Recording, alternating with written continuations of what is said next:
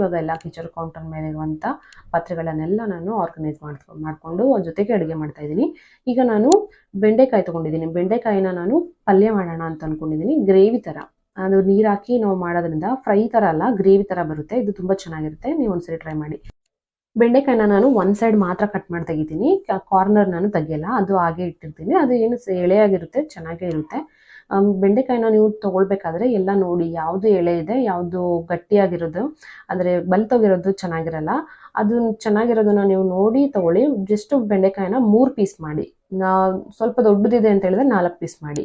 ಅದ್ರ ಮಧ್ಯದಲ್ಲಿ ನಾನು ವಾಟರ್ ಮಿಲನ್ನ ಕಟ್ ಮಾಡ್ತಾ ಇದ್ದೀನಿ. ಲಿವಿಯೋ ನನಗೆ ವಾಟರ್ ಮಿಲನ್ ಬೇಕಂತ ಹೇಳ್ದೆ, ಅದು ತಂದು ಆಗಲೇ 2 ದಿನ ಆಗಿತ್ತು.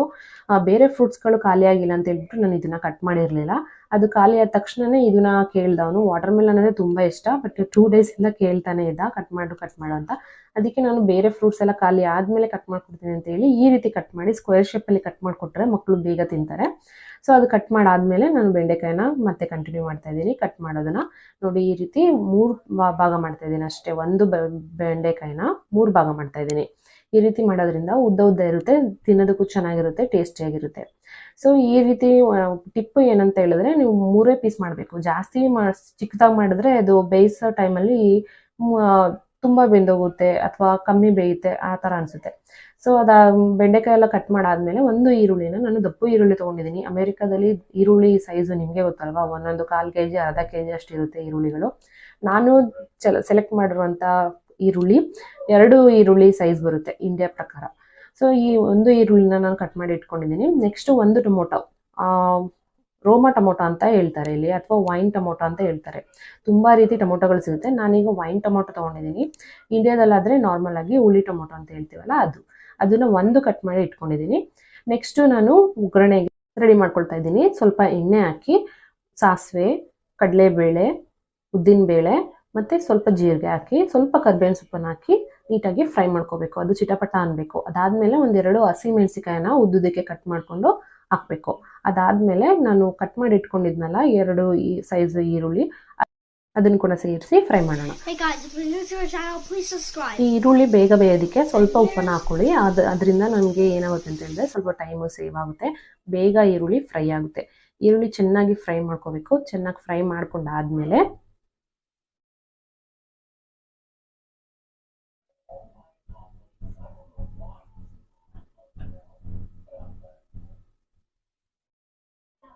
ಆ ಈರುಳ್ಳಿ ಆ ಕಡೆ ಫ್ರೈ ಆಗ್ತಾ ಇರಬೇಕಾದ್ರೆ ನಾನು ಮೊಸರು ಬಜ್ಜಿಗೆ ಮತ್ತೆ ಸ್ವಲ್ಪ ಈರುಳ್ಳಿನ ಕಟ್ ಮಾಡಿ ಇಡ್ತಾ ಇದ್ದೀನಿ. ಸ್ವಲ್ಪ ಈರುಳ್ಳಿ ಸಣ್ಣದಾಗಿ ಹೆಚ್ಕೊಳ್ಳಿ. ಅದನ್ನ ನಾನು ಮೊಸರು ಬಜ್ಜಿ ಮಾಡೋದಕ್ಕೆ ಕಂಪ್ಲೀಟಾಗಿ ಒಂದು ಪಾತ್ರೆಗೆ ಹಾಕ್ತಾ ಇದ್ದೀನಿ. ಅರ್ಧ ತೊಗೊಂಡಿದ್ದೀನಿ ನಾನು. ನಾವೀಗ ನಮ್ಮ ಮನೇಲಿ ಎಲ್ಲರೂ ಮೊಸರು ಅದೆಲ್ಲ ತಿನ್ನಲ್ಲ, ಅದಕ್ಕೋಸ್ಕರ ನಾನು 3 ಜನಕ್ಕೆ ಆಗೋಷ್ಟು ನಾನು ಮಾಡ್ತಾ ಇದ್ದೀನಿ. ಮೊಸರು ಬಜ್ಜಿ ಮಾಡೋಷ್ಟರಲ್ಲಿ ಈ ಕಡೆ ಈರುಳ್ಳಿ ಚೆನ್ನಾಗಿ ಫ್ರೈ ಆಗಿದೆ. ಆ ಈರುಳ್ಳಿ ಫ್ರೈ ಆಗ್ತಾ ಇರಬೇಕಾದ್ರೆ ಬೆಂಡೆಕಾಯಿ ಕಟ್ ಮಾಡಿ ಇಟ್ಕೊಂಡಿದ್ವಲ್ಲ ಅದನ್ನ ಹಾಕಿ ಒಂದ್ಸರಿ ಮಿಕ್ಸ್ ಮಾಡಿ ಬಿಟ್ಬಿಡ್ಬೇಕು. ಜಾಸ್ತಿ ಕಲಿಸ್ಬಾರ್ದು, ಇಲ್ಲಾಂದರೆ ಅದರಲ್ಲಿರುವಂಥ ಲೋಳೆ ಅಂಶ ಗೊನೆ ಥರ ಬಂದ್ಬಿಡುತ್ತೆ. ಸೊ ಅದು ಬೇಡ ಅಂತ ಹೇಳಿದ್ರೆ ನಾವು ಮಿಕ್ಸ್ ಜಾಸ್ತಿ ಮಾಡಬಾರ್ದು. ಆಯಿಲಲ್ಲೇ ಅದು ಬೆಂಡೆಕಾಯಿ ಫ್ರೈ ಆಗಬೇಕು. ನೋಡ್ಕೊಳ್ಳಿ, ಅವಾಗವಾಗ ತಿರುಗಿಸಿ, ಜಾಸ್ತಿ ತಿರುಗಿಸೋಕೆ ಹೋಗ್ಬೇಡಿ. ಸೊ ಅದಾದಮೇಲೆ ನಾನು ಇಲ್ಲಿ ಮೊಸರು ಬಜ್ಜಿಗೆ ಸ್ವಲ್ಪ ಕೊತ್ತಂಬರಿ ಸೊಪ್ಪನ್ನು ಹಾಕಿ ರೆಡಿ ಮಾಡ್ಕೊಂಡಿದ್ದೀನಿ. ಅದಾದಮೇಲೆ ಈಗ ಮೊದಲು ನಾನು ಒಂದು ಟೊಮೊಟೊ ಕಟ್ ಮಾಡಿ ಇಟ್ಟಿದ್ನಲ್ಲ ಅದನ್ನು ಸೈಡಲ್ಲಿ ಇಡ್ತಾ ಇದ್ದೀನಿ. ಸೈಡಲ್ಲಿ ಹಾಕಿ ಅದನ್ನು ಮುಚ್ಚಿದ್ರೆ ಟೊಮೊಟೊ ಸಾಫ್ಟಾಗಿ ಬೇಯ್ಕೊಳ್ಳುತ್ತೆ ಒಂದು 5 ನಿಮಿಷದಲ್ಲಿ. ಸೊ ಈಗ ಮೊಸರು ಬಜ್ಜಿಗೆ ನಾನು ಸ್ವಲ್ಪ ಮೊಸರು ಹಾಕಿ ಸ್ವಲ್ಪ ಕಮ್ಮಿ ಆಯಿತು ಅನಿಸ್ತು, ಅದಕ್ಕೋಸ್ಕರ ನಾನು ಮತ್ತೆ ಒಂದು ಹೊಸ ಡಬ್ಬನ ಓಪನ್ ಮಾಡಿ ಅದರಲ್ಲಿ ಸ್ವಲ್ಪ ಮೊಸರನ್ನ ತೊಗೊಂಡು ಮಿಕ್ಸ್ ಮಾಡ್ತೀನಿ.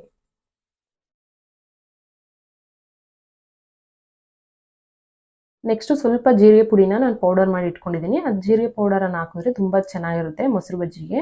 ನೀವು ಕೂಡ ಒಂದ್ಸರಿ ಟ್ರೈ ಮಾಡಿ, ಇದು ಟಿಪ್ಪು.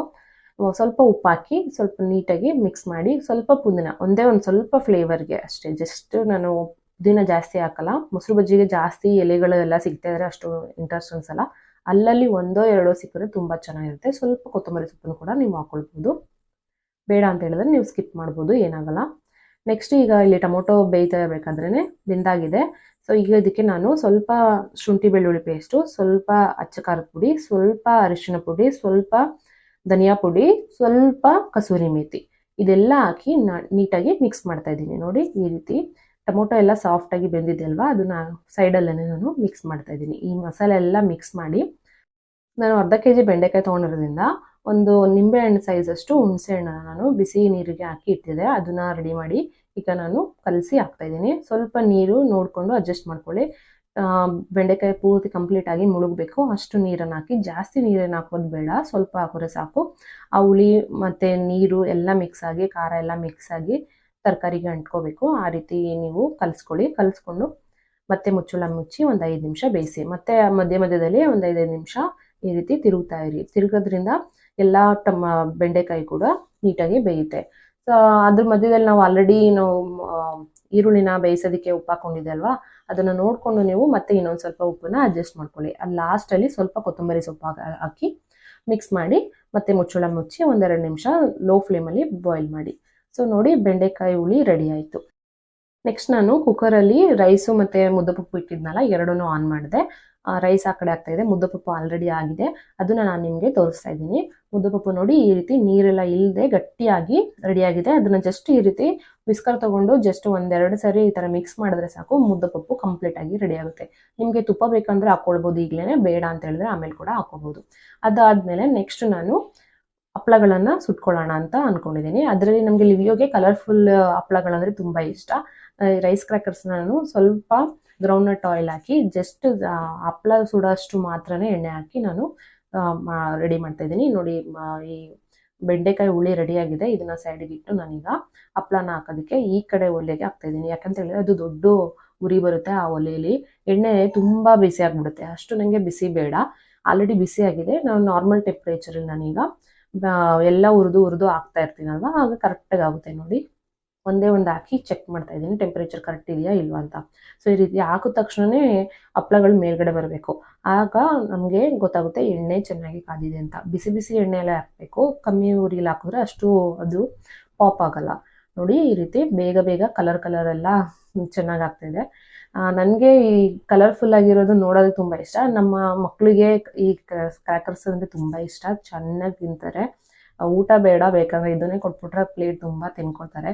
ಬಟ್ ನಾನು ಊಟದ ಜೊತೆಗೆ ನಂಚ್ಕೊಳ್ಳೋದಕ್ಕೆ ಇದನ್ನು ಮಾಡ್ತಾ ಇರೋದು. ಮತ್ತು ಎಣ್ಣೆ ಸಿಡಿಯುತ್ತೆ, ಇದು ಉರಿತಾ ಇರಬೇಕಾದ್ರೆ ನೋಡ್ಕೊಳ್ಳಿ, ಸ್ವಲ್ಪ ದೂರ ಇಟ್ಕೊಳ್ಳಿ.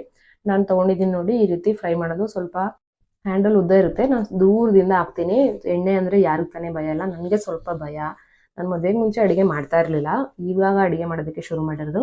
ಅದ್ರ ಜೊತೆಗೆ ನಾನೀಗ ಈ ಮೆಣಸಿನಕಾಯಿನ ಮೊಸರಲ್ಲಿ ಉಣಿಸಿ ಡ್ರೈ ಮಾಡಿ ಇಟ್ಟಿರ್ತಾರೆ ನೋಡಿ, ಅದನ್ನು ನಾನು ಎಣ್ಣೆಗೆ ಹಾಕಿ ಲಾಸ್ಟಲ್ಲಿ ಜಸ್ಟು ಫ್ಲೇಮನ್ನು ಆಫ್ ಮಾಡಿ ಎಣ್ಣೆಗೆ ಹಾಕಿದ್ರೆ ಸಾಕು. ಆ ಮೆಣಸಿನ್ಕಾಯಿ ಮೊಸರು ಮೆಣಸಿನ್ಕಾಯಿ ಅಂತ ಹೇಳ್ತಾರೆ, ಅದನ್ನು ರೆಡಿ ಮಾಡಿ ಇಟ್ಕೊತಾ ಇದ್ದೀನಿ. ನೆಕ್ಸ್ಟ್ ನಾನು ಮಜ್ಜಿಗೆ ಮಾಡ್ತಾಯಿದ್ದೀನಿ. ಈ ಹುಳಿ ಮಜ್ಜಿಗೆ ತುಂಬ ಚೆನ್ನಾಗಿರುತ್ತೆ. ಹುಳಿ ಮೊಸರು ಇದ್ದರೆ ನೀರು ಜಾಸ್ತಿ ಹಾಕಿದ್ರೆ ತುಂಬ ಟೇಸ್ಟಿಯಾಗಿರುತ್ತೆ. ಇದಕ್ಕೆ ನಾನು ಸ್ವಲ್ಪ ಜಸ್ಟ್ 1-2 ಕೊತ್ತಂಬರಿ ಸೊಪ್ಪು, ಸ್ವಲ್ಪ ಜೀರಿಗೆ ಪೌಡರು ಮತ್ತು ಸ್ವಲ್ಪ ಗಟ್ಟಿ ಮೊಸರು ಹಾಕಿ ಚೆನ್ನಾಗಿ ವಿಸ್ಕ್ ಮಾಡಿ ಅದಕ್ಕೆ ನೀರು ಜಾಸ್ತಿ ಹಾಕ್ತೀನಿ. ಆವಾಗ ತುಂಬ ಚೆನ್ನಾಗಿರುತ್ತೆ. ನಮ್ಮ ವಿನಮ್ಮ ಹಾಗೆ ಕುಡಿಯೋದಕ್ಕೆ ಶುರು ಮಾಡ್ತಾಳೆ, ಅಷ್ಟು ಇಷ್ಟ ಅವಳಿಗೆ. ಮೊಸರು ಅಂದರೆ ತುಂಬ ಇಷ್ಟ. ನೋಡಿ ಈ ರೀತಿ ಬೀಟ್ ಮಾಡಬೇಕು. ಈ ರೀತಿ ಬೀಟ್ ಮಾಡಿ ಇಟ್ಕೊಂಡ್ರೆ ತುಂಬ ಚೆನ್ನಾಗಿರುತ್ತೆ. ನೀವು ಒಂದ್ಸರಿ ಟ್ರೈ ಮಾಡಿ. ಜೀರಿಗೆ ಪೌಡರ್ ಹಾಕೋದ್ರಿಂದ ಅದರ ಟೇಸ್ಟೇ ಡಿಫ್ರೆಂಟಾಗಿ ಚೇಂಜ್ ಆಗಿಬಿಡುತ್ತೆ. ಈಗ ನಾನು ಎಲ್ಲ ರೆಡಿ ಮಾಡಿ ಇಟ್ಕೊತಾ ಇದ್ದೀನಿ. ಆಲ್ರೆಡಿ ನಾನು ಡಬಲ್ ಕಾ ಮೀಠಾ ಅಂತ ಒಂದು ಸ್ವೀಟ್ ಮಾಡಿದ್ದೀನಿ. ಅದು ನಾನು ಫ್ರಿಜ್ಜಲ್ಲಿ ಸ್ಟೋರ್ ಮಾಡ್ಕೊಂಡಿದ್ದೀನಿ, ನಿನ್ನೆ ಮಾಡಿದ್ದೆ. ನೀವು ಯಾರಾದರೂ ನೋಡಿಲ್ಲ ಅಂತ ಹೇಳಿದ್ರೆ ಆ ವಿಡಿಯೋನ ಈಗಲೇ ಹೋಗಿ ನೋಡಿ, ನಿಮಗೆ ಗೊತ್ತಾಗುತ್ತೆ ಡಬಲ್ ಕಾ ಮೀಠಾ ಸ್ವೀಟು ಯಾವ ರೀತಿ ಮಾಡೋದು ಅಂತ. ಈಗೆಲ್ಲ ನಾನು ಮಾಡಿರೋಂಥ ವೆರೈಟೀಸನ್ನೆಲ್ಲ ನಾನು ಆರ್ಗನೈಸ್ ಮಾಡ್ತಾ ಇದ್ದೀನಿ. ರೈಸ್ ಇಟ್ಟಿದ್ದೀನಿ. ಇದು ರೈಸ್ ಕ್ರ್ಯಾಕರ್, ಅಕ್ಕಿಯಿಂದ ಮಾಡಿರೋಂಥ ನಿಪ್ಪಟ್ಟು. ಇದನ್ನು ನಾನು ಮನೇಲೇ ಮಾಡಿರೋವಂಥದ್ದು. ಅದನ್ನು ಕೂಡ ನಾನು ಒಂದು ಇಡ್ತಾ ಇದ್ದೀನಿ, ಎಲ್ರಿಗೂ ಇಷ್ಟ ಆಗುತ್ತೆ. ಈ ಗ್ರೀನ್ ಕಲರ್ ಇದೆಯಲ್ಲ ಅದು ಡಬಲ್ ಕಾ ಮೀಠಾ, ಮತ್ತು ಯೆಲ್ಲೋ ಕಲರ್ ಇದೆಯಲ್ಲ ಅದು ಮುದ್ದಪಪ್ಪು. ಸ್ವಲ್ಪ ತುಪ್ಪ ಮನೇಲೇ ಮಾಡಿರೋದು ನಾನು, ಈ ತುಪ್ಪ ಇದನ್ನು ಹಾಕ್ತಾ ಇದ್ದೀನಿ. ಮತ್ತು ಗಟ್ಟಿ ರಾಯ್ತ ಮಾಡಿದ್ನಲ್ಲ ಅದು ಕೂಡ ಹಾಕ್ತಾ ಇದ್ದೀನಿ. ಹಪ್ಪಳ ಹಾಕಿದ್ದೀನಿ, ಮತ್ತು ಹುಳಿದು ಬೆಂಡೆಕಾಯಿದು ಹುಳಿ ಮಾಡಿದ್ನಲ್ಲ ಅದು ಕೂಡ ಇಟ್ಟಿದ್ದೀನಿ. ಸೊ ಇದೆಲ್ಲ ಮತ್ತೆ ಹಾಕಿ ಒಂದು ಸ್ವಲ್ಪ ವಾಟರ್ ಮೆಲನ್ ಕೂಡ ಕಟ್ ಮಾಡಿದ್ನಲ್ಲ ಅದನ್ನು ಕೂಡ ಇಟ್ಟು 1-2 ಸೌತೆಕಾಯಿನ ಇಟ್ಟಿದ್ದೀನಿ. ನೋಡಿ, ನಮ್ಮ ವಿನಮ್ಮ ಕೊಟ್ಟರೆ ಅವಳು ಯಾವುದನ್ನು ತಿಂತಾ ಇದ್ದಾಳಂತ ಎಲ್ಲ ಬಿಟ್ಟು ಕಲರ್ಫುಲ್ಲರ್ ಆಗಿರೋಂಥ ಕ್ರ್ಯಾಕರ್ಸ್ಗಳನ್ನ ಎತ್ಕೊಂಡು ತಿಂತಾ ಇದ್ದಾಳೆ. ನೋಡಿದ್ರಲ್ಲ, ಇದು ಇವತ್ತಿನ ವಿಡಿಯೋ. ಈ ವಿಡಿಯೋ ನಿಮ್ಗೆ ಇಷ್ಟ ಆದರೆ ಲೈಕ್ ಮಾಡಿ, ಶೇರ್ ಮಾಡಿ, ಸಬ್ಸ್ಕ್ರೈಬ್ ಮಾಡಿ. ಮತ್ತೆ ಮುಂದಿನ ವಿಡಿಯೋದಲ್ಲಿ ಸಿಗ್ತೀನಿ. ನಮಸ್ಕಾರ.